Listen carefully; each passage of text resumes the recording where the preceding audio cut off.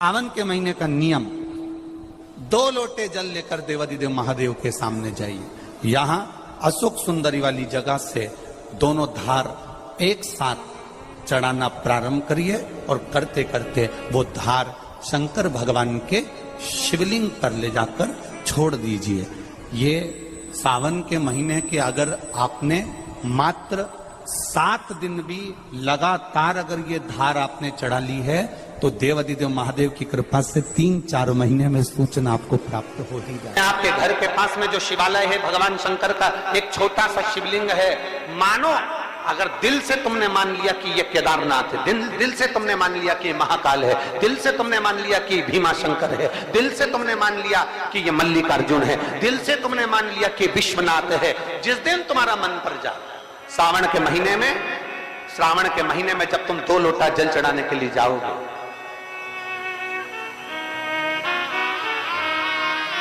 श्रावण के महीने में जब तुम 2 लोटा जल चढ़ाने के लिए जाओगे और 2 लोटा जल तक तुम अपने हाथ में लेकर चढ़ाओगे, जिस दिन तुम्हारा चित्त में मन में आ जाए कि आज मैं विश्वनाथ नहीं गई हूं, मैं सावन के महीने में मैंने विश्वनाथ का दर्शन नहीं करा है, सावन के महीने में मैं काशी नहीं गई, सावन के महीने में मैं गंगा के घाट पर नहीं गई, जिस दिन सावन के महीने में तुम्हारे मन में आ जाए 2 लोटा जल लिया, शंकर जी को चढ़ाते हुए अपने मन में विचार कर लिया कि मेरे विश्वनाथ, मैं तुम्हारे दरवाजे तो नहीं आ सकी, पर मेरे जल में अगर बल होगा तो इस जल को आप वहां से यहां आकर स्वीकार कर लोगे। वो विश्वनाथ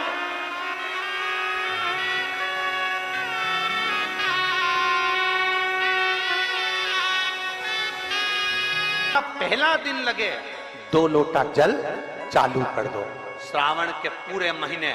2 लोटा जल अपने घर से लेकर जाओ और अपने घर से जब जल लेकर जाओ तो ये विचार कर कर जाना, आज मैं शिव को काशी में, आज मैं शिव को केदार में, आज शिव को अमरनाथ में, आज शिव को भीमा शंकर में, आज शिव को मल्लिकार्जुन में। और फिर निवेदन करूंगा, जिस बहन को 19 और 20 साल तक भी औलाद नहीं हुई हो तो कृष्णेश्वर महादेव का नाम लेकर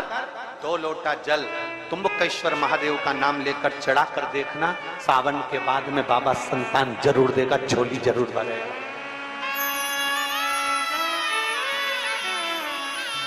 कहीं नहीं जाना, अपने नजदीक में, अपने घर के पास में, अपने मोहल्ले में, अपनी गली में, अपने चौराहे पर, अपने घर के पास में जो शिवालय हो, जो शंकर का मंदिर हो, वहां जाओ, 2 लोटा जल समर्पित करो और फिर निवेदन करूंगा, जल से ज्यादा जरूरी है मेरे भोलेनाथ जी के मंदिर की सफाई करना। अब कीचड़ चालू हो जाएगा, पानी चालू हो जाएगा, सावन का महीना चालू हो जाएगा, अपने साथ एक कपड़ा लेकर जाओ, बाबा के मंदिर को पूरा साफ कर कर, बाबा के शिवलिंग का स्नान कर कर, बेलपत्र निर्माल्य जितना पड़ा है उसको उठाकर कहीं विसर्जन के लिए, किसी नदी तालाब बावड़ी में नहीं, किसी कुएं में नहीं, निर्माल्य तालाब में, नदियों में, बावड़ी में डालने के बाद वो निर्माल्य सड़ता रहता है, नदी नाले का पानी सूखता रहता है, उसमें कीचड़ इकट्ठा हो जाता है। उस निर्माल्य को इकट्ठा करो, गाड़ी में भरो, किसी एक खड्डा खोदकर वहां दबाकर उसकी खाद तैयार करो और बाद में बेलपत्री के वृक्ष के नीचे उसको डालते रहो। पर ध्यान रखना कि निर्माल्य हमें नदी तालाब बावड़ी कुएं में नहीं डालना, महादेव से कहना नहीं आता। तब हम क्या करें? तो शिव महापुराण की कथा बड़ा सुंदर बात कहती है कि जीवन में कितनी भी तकलीफ हो, कितना भी कष्ट हो, कितना भी दुख हो, जब हम एक बेलपत्र लेकर भगवान शिव को समर्पित करने के लिए जाते हैं और दिल से, हृदय से, भाव से जब एक बेलपत्र समर्पित करते हैं और 1 लोटा जल अशोक सुंदरी पर चढ़ाने के बाद हम देवादिदेव महादेव को जब समर्पित करते हैं तो ये निश्चित है हमारे दुख, हमारी तकलीफ, हमारे कष्ट को मेरा शंभू काटता जरूर है, ये निश्चित था। बोल बम का नारा है, जरा जम के, बोल बम का नारा है, सारी समस्या का हल। जब हमारे भीतर कोई तकलीफ होती है, हमारे भीतर जब कोई कष्ट होता है, हमारे भीतर जब कोई दर्द होता है, हमारे भीतर जब कोई दुख होता है, तब हम देवादिदेव महादेव को 1 लोटा जल समर्पित कर कर अपने हृदय की बात भगवान शिव से जरूर करते हैं। जरूर थोड़ी सी भी विषम परिस्थिति चल रही है, थोड़ा भी तकलीफ चल रही है, थोड़ा भी कष्ट आया है जीवन में, थोड़ा भी दुख, थोड़ी भी तकलीफ, थोड़ा भी दर्द, थोड़ा भी कष्ट अगर आपके जीवन में आया है तो शिव महापुराण की कथा कहती है सबसे पहले भगवान शंकर की शरणागति में जाए, भगवान शिव के पास जाए। सबसे पहले भगवान शिव के पास पहुंचे और भगवान शंकर के पास जाकर अपने हृदय से, अपने दिल से, अपने मन से, अपने भाव से भगवान शिव को अपने मन की बात देवादिदेव महादेव को कहना प्रारंभ कर।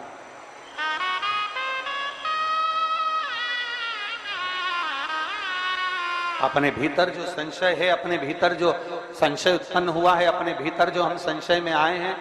उस संशय को मिटाने के लिए, अपने भीतर के दुख को, अपने भीतर की तकलीफ को, अपने भीतर के कष्ट को मिटाने के लिए कहीं दूसरी जगह नहीं जाए। शिव महापुराण की कथा कहती है अगर जीवन में दुख भी आया है, तकलीफ भी आई है, कष्ट भी आया है, पड़ोसी के यहाँ, रिश्तेदारों को, नातेदारों को, कुटुंब को, कबीले को जाकर कहोगे, वो दुख मिटने वाला नहीं, वो संशय समाप्त होने वाला नहीं, वो तकलीफ समाप्त होने वाली नहीं, वो दुख समाप्त होने वाला नहीं है। अगर जीवन में संशय आया है, जीवन में अगर तकलीफ आई है, जीवन में अगर कष्ट आया है, तो हमें शिव की शरणागति ग्रहण कर लेना चाहिए। एक लोटा जल हाथ में लेकर भगवान शिव से अपने दिल की बात, अपने मन की बात भगवान शंकर को जरूर जाकर कहना चाहिए। कर रहे हो ये आपके ऊपर निर्भर करता है। मां, महात्मा और परमात्मा,